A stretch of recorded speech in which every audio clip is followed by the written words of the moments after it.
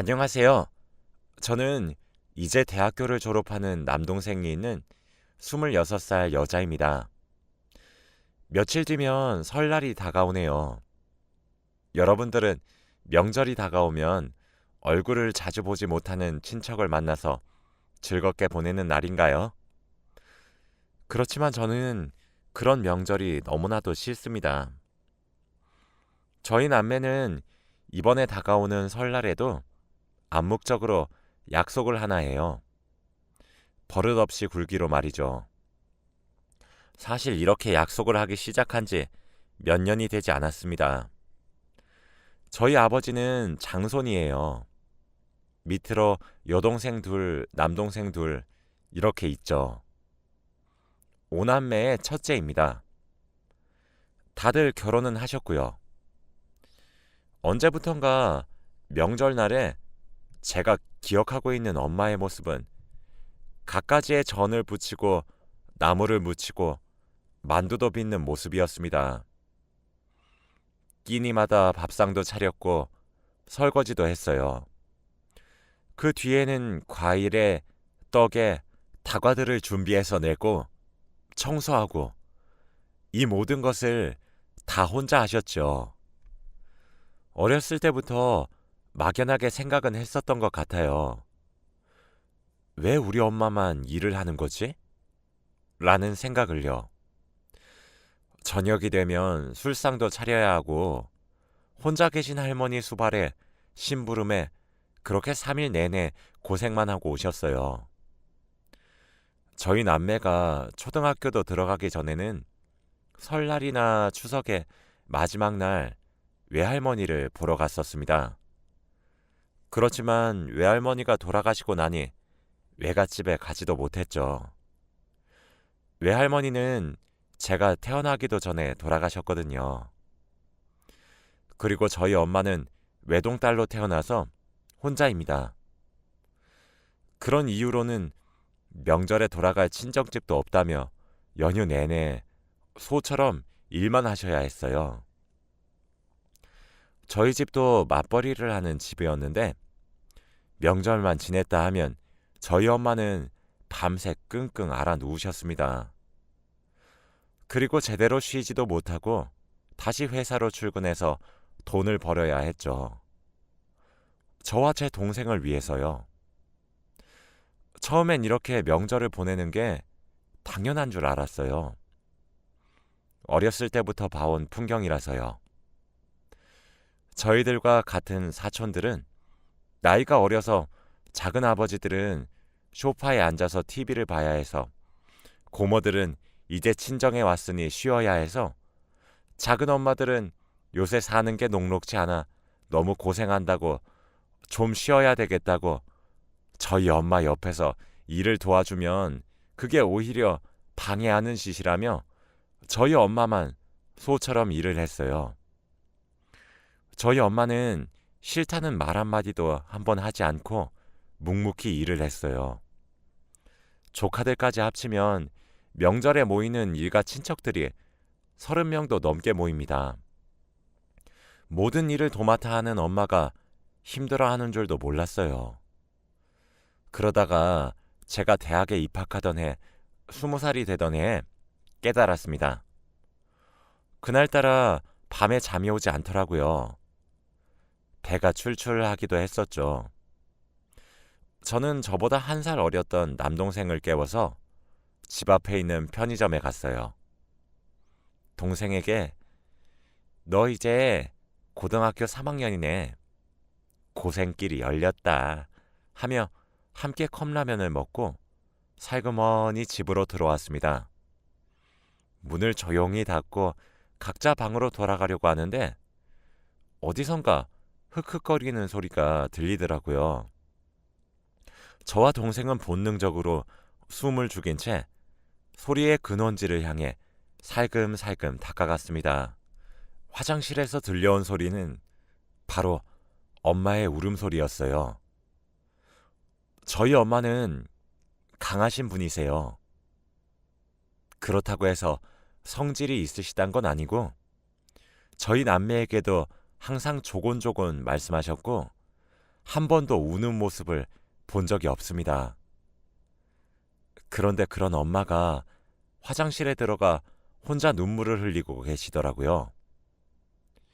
외할머니가 너무 그립다고 말하면서요. 엄마, 나 너무 힘들다. 이라고 하시며 우시는 엄마 목소리에 저와 동생은 그제서야 머리를 한 대 얻어맞은 것만 같았습니다. 저와 제 동생은 엄마, 여기서 왜 혼자 눈물을 흘리고 있냐고 아는 체를 할 수도 없었어요. 저희 남매는 심란해졌고 그렇게 시간이 일주일 흘러갔습니다. 일주일 뒤에 엄마는 쓰러져서 병원에 실려갔어요. 연락을 받았던 제가 너무 놀라 응급실로 달려갔습니다. 병원에서는 너무 극심한 스트레스로 실신한 거라며 스트레스를 받지 않도록 주의하라고 하더라고요. 그렇게 엄마가 일어나길 기다렸다 집으로 데려왔죠. 그 이후로도 엄마는 2번이나 더 응급실로 실려갔습니다. 스트레스성 위경련으로 한 번 실려가셨고 그 뒤로 실신을 한 번 더 하셨죠. 그게 모두 다 명절로 인한 스트레스였어요. 명절을 3주 앞뒀던 날 엄마는 눈물을 흘리셨고 2주를 앞두고 처음으로 응급실에 실려가셨던 겁니다. 그리고 한 주를 앞둔 채로 위경련과 실신으로 병원에 실려가셨죠. 결국 짧은 시간에 반복된 실신과 심각한 스트레스로 인한 위경련으로 엄마는 몸과 마음이 굉장히 나빠졌어요. 저와 제 동생은 그때 결심했습니다. 엄마를 지켜줄 수 있는 사람은 우리뿐이니 우리가 지키자고요. 엄마는 20년이 넘는 세월 동안 혼자 참고 도맡아 하시다가 그제서야 병이 났던 거였어요. 병원에서 돌아온 엄마를 침대에 어거지로 눕혔습니다. 그해 설날에도 어김없이 돈만 보냈고 제사 지낼 때 필요한 음식들 전부를 저희 엄마에게 맡겼더군요. 아빠의 동생네들 전부가 말이죠. 엄마에게 보내온 문자엔 요새 너무 바빠서 부탁 좀 하겠다는 말만 적혀 있었고 형식적으로도 부담을 줘서 미안하다는 말 한마디도 없었습니다. 저는 고모 그리고 작은 엄마들에게 전부 전화를 걸었어요. 5만 원을 보낸 고모들에겐 고모, 지금 물가가 얼마나 올랐는지 아세요? 5만 원으로 저희가 어떻게 음식을 준비해요? 이 돈으로 저희 음식 준비하면 반의 반도 못해요. 돈 더 보내주시던가 아니면 저희 집에서 5만 원 더 얹어서 보내드릴 테니 이번엔 고모들이 준비하실래요? 라고 했죠. 그럼 아무런 말도 안 하고 조용히 알겠다고 하시며 돈 더 보내와요. 작은 엄마들에게도 작은 엄마, 저희 엄마 요즘 너무 힘이 드셨는지 병원에만 실려간 게 3번이나 돼요. 안 그래도 제사 음식 전부를 저희가 준비해서 가는데 10만 원씩 보낸 걸로 어떻게 그걸 다 하나요? 이번에 작은 엄마네가 준비하실래요? 저희가 같은 돈 붙여드릴게요. 라고 하면 고모들과 같이 조용히 돈을 더 보내옵니다. 물론 제게 어린 네가 뭘 안다고 나서냐고 하시는 분들도 계셨어요. 그럴 땐 그럼 할머니께 올해부터는 돌아가면서 준비하기로 했다고 말씀드려도 돼요? 라고 하면 전부 아무 말 하지 않고 전화를 끊더라고요. 옆에서 그러지 말라고 괜찮다며 저희를 말리시는 천사 같은 엄마를 억지로 침대에 누워서 쉬라고 강제로 눕힌 뒤에 전 동생을 데리고 시장으로 갔습니다. 그 시기에 시장에 가면 온갖 음식들을 다 팔고 있더라고요. 나물, 과일, 각종 전에 떡 등등. 엄마는 매년 고생하셨는데 드는 비용은 얼마 되지도 않더라고요. 저희 엄마가 가정 고생을 해서 음식을 만들어도 어차피 맛도 다 안 보거든요. 그래서 필요한 것들만 샀어요. 만두 속까지 꼼꼼히 장을 보고 돌아온 저희 남매는 만두를 빚었습니다. 어렸을 때부터 엄마가 매년 해오던 걸 봐왔고 도와드린 경험이 있어서 동생이랑 눈 감고도 뚝딱 만들었죠. 설날이 되기 하루 전날 저녁, 저희는 보자기에 준비했던 음식을 챙겼어요. 심신이 허약해진 엄마에게 이번 명절은 저희가 알아서 할 테니까 걱정하지 말고 집에서 쉬고 있으라 말했지만 엄마는 괜찮다고 거절하셨죠. 그렇게 엄마, 아빠와 함께 할머니 댁으로 갔어요. 원래는 설날 전날 아침부터 갔었는데 저희가 저녁에 가자고 바득바득 우겨서 그때 간 거예요. 도착했던 시간이 6시 반 정도였죠. 저희 가족이 가장 마지막으로 도착했더라고요. 이미 먼저 도착했던 가족들은 다들 웃으며 거실에 둘러앉아 TV를 보고 있더라고요. 오랜만에 봐서 반갑다는 인사보단 왜 이리 늦게 도착했냐고 배고픈데 얼른 저녁 먹자는 말을 하더라고요. 마치 모두가 짠 것처럼 말이에요. 저는 약속이라도 한 줄 알았어요. 그때 저희 엄마가 받았던 대우를 몸소 느꼈죠. 어이가 없더라고요.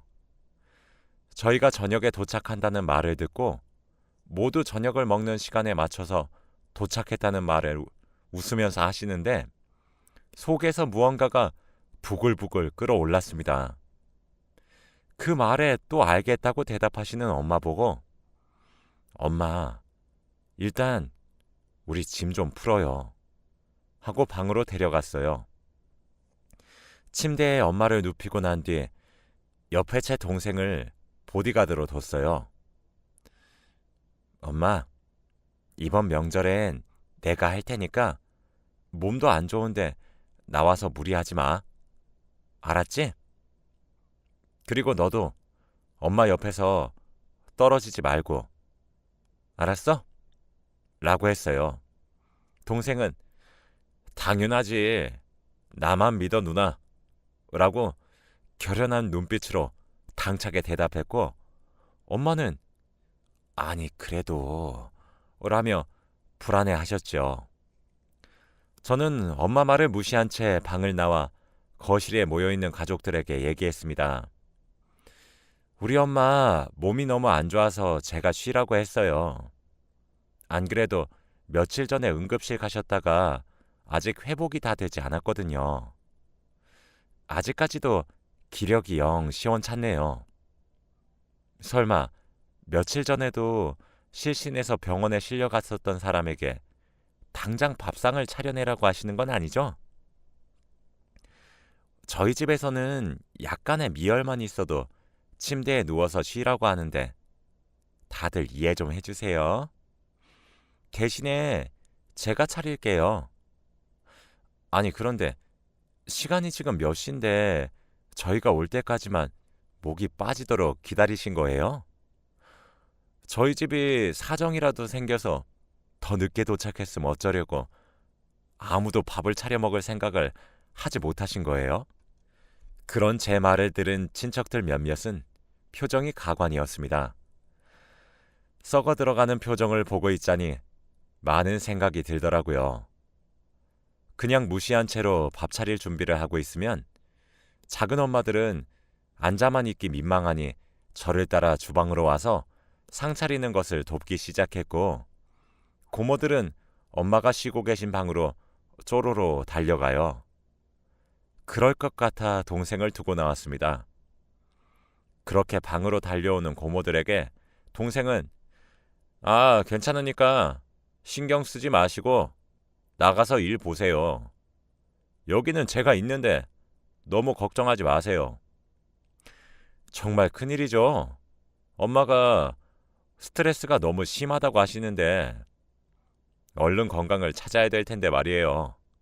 라고 하면 찍소리도 못하고 방에서 나옵니다. 저는 그거 보고 있으면 큰 소리로 말해요. 큰 고모, 저 바쁘려고 하는데 밥그릇들은 다 어디에 있어요? 제가 바빠서 밥상에 나를게요. 고모부들이 상 좀 펴주세요. 작은 엄마, 국 좀 퍼주세요. 아빠, 이것 좀 밥상에 올려줘. 사촌 중에서도 제가 제일 맞이라 동생들에게도 지영아, 물 좀 상에 올려놔, 컵이랑. 윤우야, 수저 놔야지. 너희 그만 놀고 빨리 다 안 도와? 어른들도 일하고 있는데. 라고 말했습니다. 그렇게 하니까 아무도 소파에 앉아있질 않더라고요. 하긴 민망하겠죠. 집에서 가장 어르신인 할머니만 제외하고 모두가 나서서 함께 상을 차려요. 다 같이 하니까 딱 10분 정도 걸리더라고요. 엄마가 혼자 차렸을 때는 30분도 넘게 걸렸는데 혼자서 30분 만에 상을 차리면 엄청나게 손이 빠른 건데도 중간중간에 계속 아직도 덜 데웠냐고 재촉했었는데 말이에요. 그리고 저희 엄마가 드실 밥은 따로 쟁반에 담아서 방에 가져다 드렸습니다. 동생과 함께 먹으라고요. 저는 거실에 차려진 밥상에 앉았어요. 할머니 바로 옆이요. 애교를 부리면서 할머니, 손녀가 밥 차려주니까 더 맛있죠? 이것도 먹어보세요. 어때요? 손녀의 사랑이 담기니까 엄청 맛나죠? 저 이제 시집만 가면 되겠죠? 네? 라면서요. 할머니가 허허 웃으시며 그러게 우리 손녀가 할미 밥에 반찬을 올려주니까 더 맛나네. 우리 손녀 벌써 시집갈 생각을 하니까 할미가 벌써 아쉬워서 어쩌누 하세요. 저녁을 다 먹고 하나둘씩 숟가락만 내려두고 소파로 향하는 친척들을 보면서 제가 나서서 먼저 상을 치우기 시작했습니다. 할머니 앞에서요. 눈치를 보는 작은 엄마들은 저를 돕기 시작하고 고모들도 하나둘씩 일어났죠. 빈 그릇들을 가져다 싱크대에 쾅 하고 내려두니 고모부가 먼저 행주를 가져가서 상을 닦았어요. 저희 아빠도 옆에서 돕기 시작했습니다. 장손이 돕기 시작하니 작은 아빠들도 함께 일어나서 움직였어요. 사촌 동생들도 제게서 혹여나 불호령이 떨어질까 수저들도 모아오고 자기가 먹은 그릇들을 싱크대로 가져왔죠. 엄마가 쉬고 계시던 방에서 동생은 엄마랑 먹은 그릇들을 들고 나와서 이제 저보고 쉬라 말을 하며 선수교대를 합니다. 방에 들어오니 엄마는 걱정 어린 목소리로 괜찮다고 달래지만 저는 엄마에게 약을 먹이고 옆에 앉아서 지키고 있었어요. 정말 몇 분 지나지도 않았는데 엄마가 스르르 잠에 들더라고요. 그런 엄마를 보고 전 방을 나왔습니다. 할머니가 가장 어여쁘게 여기고 있는 장손인 남동생이 부엌에서 고무장갑을 끼고 설거지를 하려고 하면 할머니가 놀래서 헐레벌떡 동생에게 달려갔어요. 왜 이런 일을 동생이 하냐고 말을 하면서요. 그럼 동생은 아유 할머니 요즘에는 남자도 설거지를 잘 해야 나중에 마누라한테 예쁨 받는데 저 이제 설거지 엄청 잘해요. 할머니도 옆에서 볼래요? 나 이제 장가만 가면 된다니까 라고요. 그러면 할머니는 그래도 아직 이르다며 한사코 동생을 말려요. 그럼 어느샌가 거실에 앉아서 눈치 보며 설거지를 미루고 있던 작은 엄마들이 일어나서 싱크대로 와서 설거지를 해요. 동생은 할머니 손에 이끌려 거실로 가서 과일을 먹고 싶다고 말을 했습니다. 맨날 친척들이 밥을 다 먹고 혼자 설거지하고 있는 엄마에게 과일 내놔라, 떡을 가져와라 그랬거든요. 동생의 예쁜 짓을 보시던 할머니는 과일 가져오라고 일을 시켜요. 그럼 고모들이 일어나서 또 전부 대령해 줍니다. 그 와중에 작은 고모는 저희 엄마에게 가져다 준다고 하더라고요. 저는 고모에게 고모, 지금 저희 엄마 약 먹고 겨우겨우 잠들었어요. 고모가 들어갔다가 엄마가 일어나면 어째요? 나중에 엄마 깨시면 제가 가져다 드릴게요. 라며 웃으면서 막았어요. 엄마 보고 과일 내놔라, 커피 타와라 할 적에는 과일도 사과에 배, 포도, 감 등등 종류별로 깎아서 들고 와야 했고, 커피도 믹스 먹는 사람, 블랙 먹는 사람, 우유에 섞어 달라는 사람, 물 양을 조절해 달라는 친척들은 사과 하나만 잘라주시고 커피는 믹스로 통일하더라고요. 참 신기한 일이었죠. 저녁 이후에 술상을 차려달라 말하는 작은 아빠들. 저희 엄마가 술상을 봐줘야 했을 때는 최소 4가지 음식들에 맛도 있어야 했고 빠른 시간에 만들어야 했는데 엄마가 하지 않으니 여분의 제사 음식으로 가져온 각종 전들, 떡 이런 걸로 퉁치더라고요. 어이가 없었죠. 저흰 그렇게 하루 종일 엄마를 지켰습니다. 그 다음날 아침 일찍 제사를 지내고 아침을 차렸어요. 그때도 딱 10분이 걸렸었죠. 엄마는 그때 거실에 나와 같이 밥을 드셨어요. 저는 엄마에게 아침 먹고 아무 소리 하지 말라 단단히 말을 한 뒤 밥을 먹기 시작했습니다. 아침 식사 이후에 엄마 왼쪽에 앉아있던 동생은 할머니, 저희 오늘 점심 전에 집으로 가려고 해요. 라고 말을 했습니다.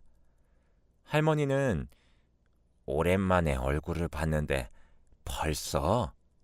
라며 아쉬워하셨어요. 아무래도 엄마 건강이 너무 좋지 않아서 집에 일찍 가서 쉬는 게 나을 것 같아요. 라고 선언을 해버렸죠. 그랬더니 온 친척들이 나서서 저희 가족을 말립니다. 특히 작은 엄마들은 진심으로 저희 보고 가지 말라고 말렸어요. 자기네들은 다음날 점심은 돼서야 떠나니까요. 오랜만에 얼굴을 보는데 왜 벌써 가냐며 뜯어 말렸습니다.